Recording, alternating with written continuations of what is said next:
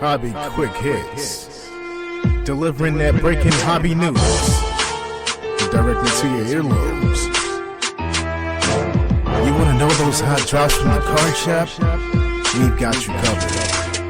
With your host, John Newman.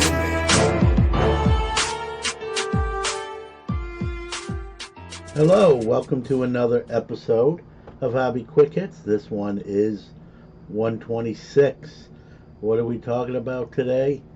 Baseball card exchange and Steve Hart. Second time in a few months where, again, a really bad look on their part. And I want to really just kind of talk, especially keying on the latest one here that happened at the National. And, I'm going to be honest, it's not going to be nice necessarily, but, I call it like I see it, and I see this one as another black eye, on the company, on Steve Hart. So we're gonna tackle that. We're gonna revisit the G.I. Joe debacle, just kind of to set the baseline, and then talk about the 86-87 Fleer basketball box that they, certified. But before we get to that, let's hear from our great sponsors, Mojo Breaks. After that, we'll do the new release, we'll do the hobby news, and then BBCE. Stay tuned. MojoBreakShop.com is the best place to get your sealed wax products and breaks. They not only have the best selection, but the best prices. Whether it's a box or a whole case, they are your guys. They ship worldwide to your doorstep. Their reputation as one of the most trusted in the hobby goes unmatched. They are the 2021 Topps Rip Party Champion Breakers. From sports card to Pokemon cards, their selection can't be beat. They offer daily deals and pre-orders. Hey guys, John Newman here. Mojo's prices are already great, but to save an additional 10% off anything in their store, use the code QUICKHITS. That's QUICKHITS. Check out the full service store that's open 7 days a week in Santa Clara, California, or the website at mojobreak.com. Let's check out this week's Hobby Wax releases. Take it away, Max. Hi guys, it's Max from the Sports Card Shop in New Buffalo, Michigan. I'm bringing to you guys again the weekly releases for the Sports Card Nation podcast. To start us off, on the 24th, we have 2022 Panini World Cup soccer stickers, 2022 Panini World Cup soccer stickers album, 2022 Topps Clearly Authentic Baseball, 2021 Topps Garbage Pail Kids, Chrome, 2021 Panini Select Football, Marvel Spider-Man Metal Universe Upper Deck, 2021-22 Topps Inception Overtime Elite Basketball, and on the 26th we have 2022 Best of Benchwarmer, 2022 Panini Chronicles Racing, Pokemon Go Pokeball Tin, Yu-Gi-Oh! Tactical Masters, 2022 Leaf Metal Draft Football Hobby and Jumbo. And that is our weekly releases. I appreciate you guys tuning into the podcast, and have a good rest of your week. Thank you. Let's go round the hobbyverse and catch up on this week's hobby news.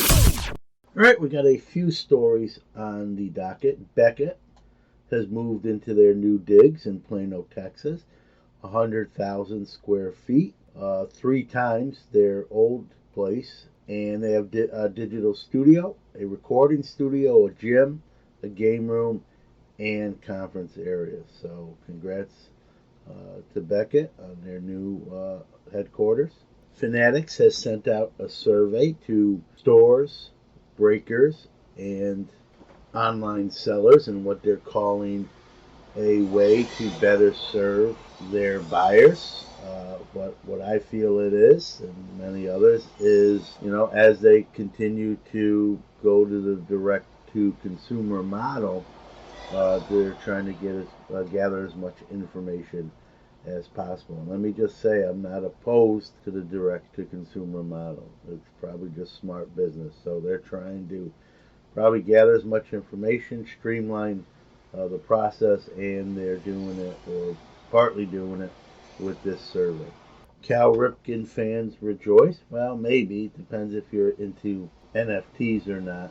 Candy Digital has announced an exclusive deal with Cal Ripken. They will be producing Cal Ripken NFTs from his career, some career highlights and those sort of things, exclusively of Cal Ripken. So if you're a Cal Ripken fan or super collector, this might be right up your alley. A Hank Aaron rookie, 1954 Topps, is the new standard bearer through a private PWCC sale. It's a PSA 9, and it sold for $720,000. There are 25 PSA 9s in existence, but this one is the new record holder for highest sale price. Now, there are also 3 PSA 10s as well out there. So those look like all of a sudden they're going to be $1 million cards, as they probably well should be. If you know anything about the Aaron rookie, famously has issues with centering. So you get PSA 9, PSA 10 of this card. That is a beautiful specimen. So new Aaron rookie card sale record.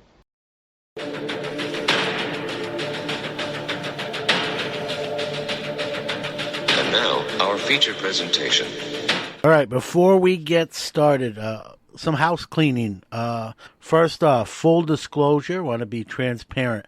I do have some wrapped BBCE boxes in my sealed box inventory. Nothing of major significance and nothing obviously on the level of a 1986-87 Fleer basketball box. My box's value in ranges from $50 to probably around $200 max. But I do own, BBCE wrapped boxes. Just want to get that very clear and off the top. But this episode came about because of everything happening. I'm looking at those boxes thinking, what does this wrapping and authentication mean anymore, right? I hate to say that, but that's where we're at. Let's talk about the first, if you will, incident, right? January of this year, 2022, Logan Paul paid $3.5 million for a case of the first series ever of Pokemon. He bought it from a high-end collector named Shine, who had acquired it himself from the card shop in Florida, Mealy Pops. And BBCE certified it, wrapped it, and they started to open it on camera, only to discover G.I. Joe packs in there.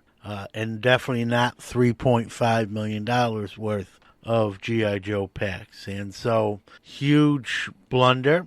The camera pans to Steve Hart, the owner of BBCE, and you hear him say, "We were duped." And when I saw that, I'm like, you were duped. You were the one that wrapped us and gave the thumbs up on it. Not we. They, Shine, Mealy Pops, whoever, Logan Paul, they turned to you as the only expert in this niche, right? And that's another thing we need to talk about. Other than PSA grading packs and encapsulating packs, Steve Hart, BBCE are the only ones that I'm aware of that are authenticating sealed wax boxes or wax boxes in general and wrapping them and giving them the BBCE seal of approval. Now, maybe that changes now with all the egg on the face they have. Maybe that opens the door for someone who is considering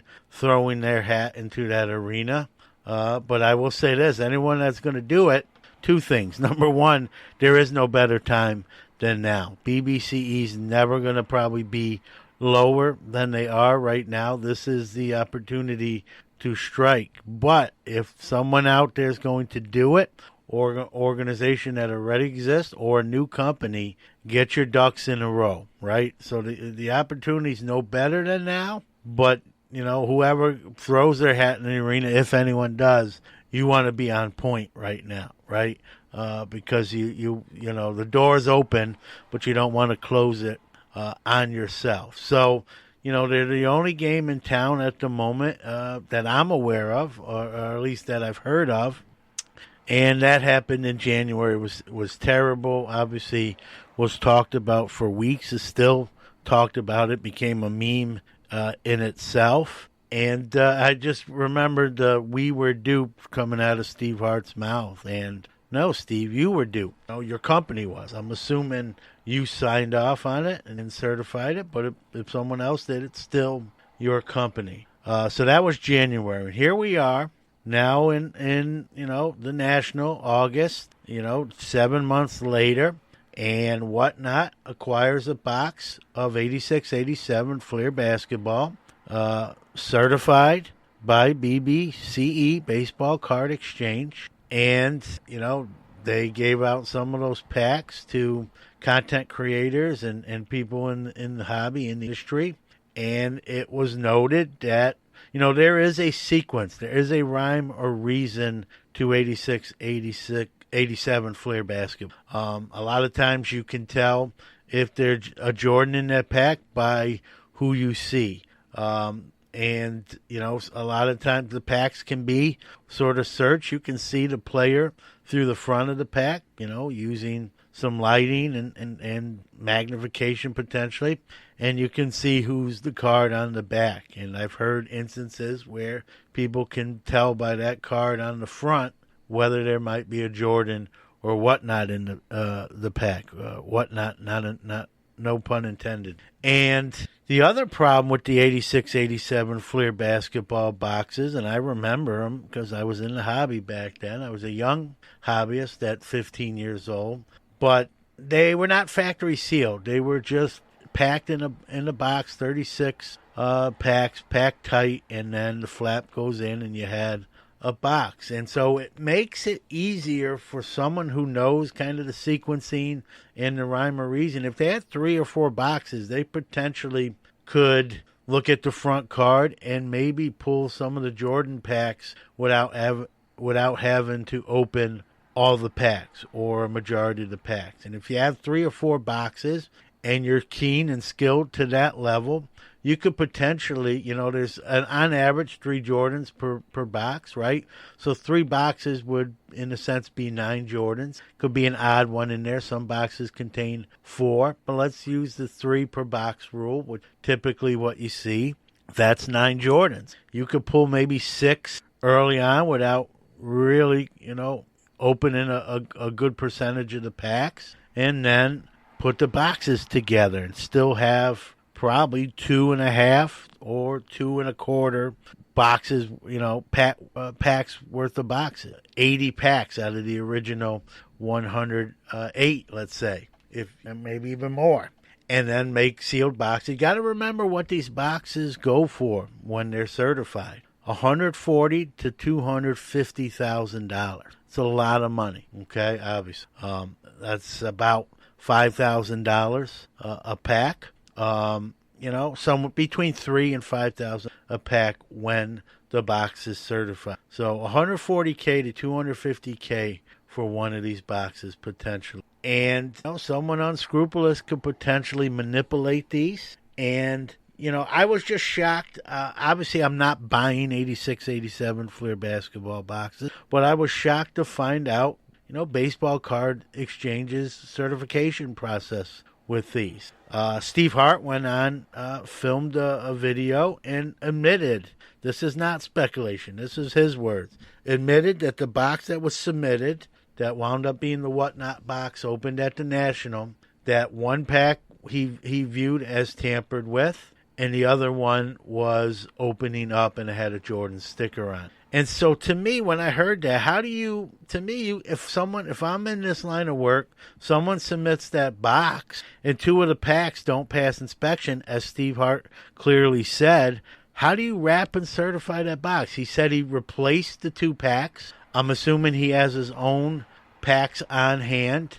So he took 2 of his own, I'm assuming he didn't say otherwise, 86-87 Fleer basketball packs, and took those 2-packs out and put his 2-packs in and wrapped it. And as he called it a put-together box. Others are calling it a Frankenstein box. I mean, tomato, but this is not an original box. And number one, I don't know why anyone would, that should be worded as such. I don't think it was. I think it was just worded as BBCE certified authentic. But that should be worded as a put-together box, not an original box. And buyer beware, right? Cautionary tale that a put-together box could have one pack from 36 different other boxes, potentially. I mean, that's a long shot, too. But it potentially could. If you took one pack from 36, 86, 87 Flair basketball boxes, put them in another box, and then submitted it to BBCE, and it passes Steve Hart's inspection, and he'll seal it with their current program, unless they've made changes already, as a, authentic 86, 87 Flair basketball box. And if every one of those packs kind of that, they're cherry-picked, and the person knows that there's no Jordan in there, you could have potentially a Jordanless box of 86, 87 Flair basketball. But here's the kicker, right? Once that thing is shrink wrapped by BBCE, it becomes that highly expensive box, right? $140,000 potentially. They've sold for $250,000. Well, even let's go to the lower end of the scale, right? $140,000. Obviously, that's a good chunk of change, more than my house cost. Not by much, but it is more than my house cost. And I mean, to me, that's just crazy. When Steve got that box, and I don't know Steve Hart personally. I don't want to talk like I know him. I don't. I just know who he is, what he does, and what company he owns. And I see him at the National. I haven't really had a conversation, and he was tagged in all the social media to promote this episode. And if he's listening, I don't know if he is or he isn't. If he's listening or word gets back that we had this episode, he is more than welcome to come on and have equal time. We'll do a special episode. I'm going to definitely ask him some questions that are head scratchers to me, and I'd love to have him on to discuss this if he so chooses to come on. That's up to him. But I believe in equal time. So, an expensive box, and frankly, when, you get a box, to me, you get a box of 36 packs and 2 don't pass the inspection, you can't seal that box. What you could do is inspect the rest of the 34 packs and certify the individual packs as non-tampered and sealed. But you can't just replace the 2 bad packs and then seal that whole box. And in the future, he's got to, I don't know what now, but in the future, if he continues to do that, that's got to be clearly noted that these packs could be from all different boxes, that all that he is certifying is that they're authentic and, in his opinion, untampered with 86, 87 Fleer basketball. But there is a sequence and rhyme or reason to it. So a normal, brand new 86, 87 Fleer basketball box traditionally and typically contains about 3 sets. There should be about 3 of every card in there. Now, it could be off 1 or 2 cards by the way the sheets are cut.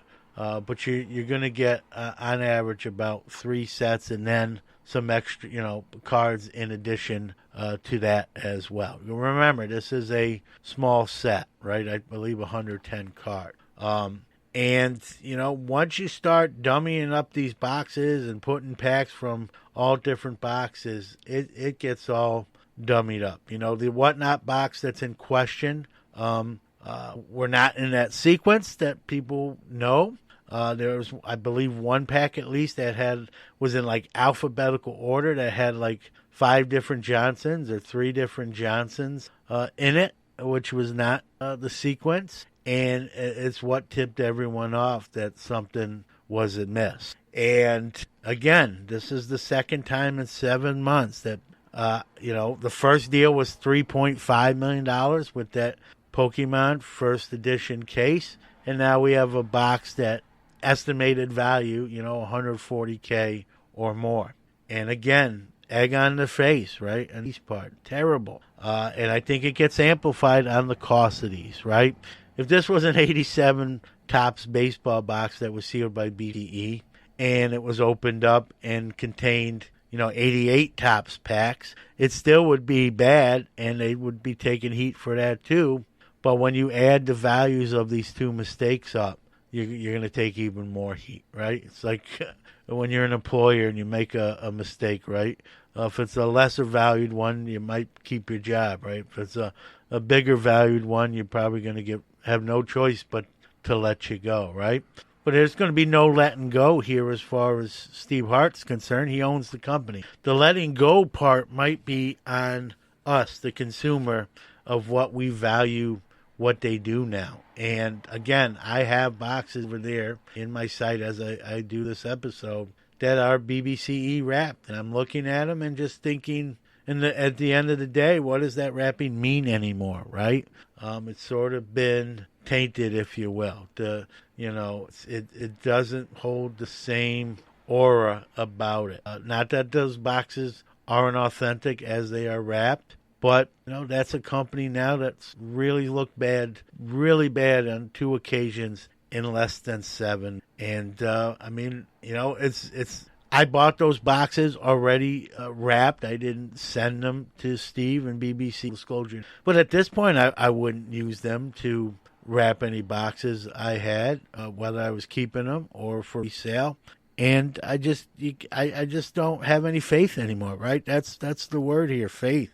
I think you lose faith in things when they've proven not to be accurate or true. And I know, people are human, they make mistakes. But these are, again, we're talking about huge value mistakes. $3.5 million on the first one in January, and now, potentially $250,000, $140K on the second one. And, it came up on Hobby Hotline. John Keating in the chat room said, how many more mistakes are out there that we don't know, right? That are still wrapped and no one's open yet. Highly expensive product that we just don't know that maybe Steve got duped again because they're not been revealed as being duped. It's a legitimate question that you have to ask. How many more mistakes haven't been, opened as a box or as a case that have that BBCE certification? And I just don't have the faith in that anymore. Truth be told, I'm sorry. That's where I'm at with that. Again, it's not a service or product I use directly. I've acquired some product that other people have used that service, and I've acquired the product in either a buyout or I've just bought the item itself, and it doesn't mean anything to me anymore. Even when I'm selling those products, I'm probably going to look up sort of the uncertified version, and if I sell it, base it off those comps. And again, I'll reiterate, if Steve's out there, he hears this, or it gets back to him, and he wants to come on and answer some questions and refute anything I said, more than I believe in equal time. I think it's fair. You're welcome. Just reach out to me, and we'll set that up. This is not good. There's been some other negative stories with the integrity of the hobby, right? And for all these bad stories, I know there's 10 great ones, right? That's the positive lining, if you will. But when these things happen, right, I've always said I have to cover them. I have to talk about them. I have to give, my 2 cents, if you will. I'm not in that. I was going to say expert opinion. I don't believe there are really, experts. I think they're just experienced. And, I've been around a little bit to say. So, I've been, people ask me what I think, and I feel very strong about this topic. And that's why this episode now exists, and we're 20 minutes into this portion of the show. So that's my take. Now, I will say this, and it has nothing to do with BBCE, but Whatnot issued sort of an apology, and they are buying another box through Ken Golden,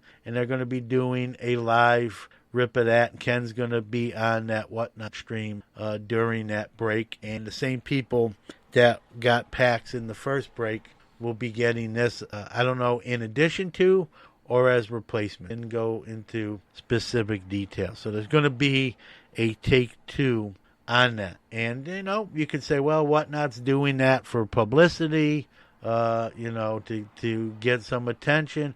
Whatever the case may be, they're trying to make it right. They didn't have to probably buy another box at, $100,000 or more, but they're doing it to try to make it right. Maybe get a little good publicity in the meantime. And if you read their statement, there was a little shade thrown at BBCE in there. I thought that was in. So check that out if you haven't. It's been all over social, so chances are you have. But if you haven't seen it, definitely go check that statement out. It basically absolves themselves, which I don't think they did anything wrong. They bought a box that was certified by BBCE. They thought it was the real McCoy, legitimate, where not what was going to happen that happened. Now they're going to buy another one. I think the onus falls really completely on Steve and BBCE putting that stamp of approval, and then that turns out to be the way it turned out to be. So that's where the blame to me lies. Be careful here. I don't know how many you're buying boxes in the six-figure range anyway, but if you're in that space, man, I don't know what that wrapping means anymore, be told. So I guess it's the Wild Wild West and buyer beware and that sort of thing. But wanted to cover it. I think we covered it enough. We're 22 minutes in. Again, I'll just close with this. If BBCE, Steve, or another representative want to come on and talk about this, I got a lot of questions. I'm going to ask them. They're not going to tell me what I can or can't ask, but they're more than welcome to come on the show and talk as much as they want, explain as much as long as they answer some question I have. So there's my soapbox on the BBCE topic and issues there 2 times in 7 months. And love to hear your opinion. Do you agree? Disagree? Am I making that more out of it than it should be? I mean, that you're entitled to your opinion. Let me know. I care about everyone else's opinion as well. So give me some feedback, whether you agree or disagree. I love to hear it. Either way. So that's going to do it. All right, that's going to do it for another edition of Hobby Quick Hits. I know I came on a little strong there, but that's my opinion. That's how I feel. If you disagree, right, we're all entitled to our opinion. And, I gave mine. And it's not something I'm going to just beat like a dead horse. I haven't really weighed in on this topic in specifics other than in the news segments previous. So, but this happened again, and so I figured I wanted to give my 2 cents, and maybe a little bit more than 2 cents, because I have some BBCE product, right? So it's not where I've never used them or don't have anything they've wrapped. I do. So I just wanted to weigh in on how I feel, and there you go. So with that being said, we'll see you Friday for another edition of Sports Card Nation, which will be Shane Norton from the Sports Card Nobody, and we'll see you back here next Monday for another edition of Hobby Quick Hits. Be well, take care, we'll see you next time.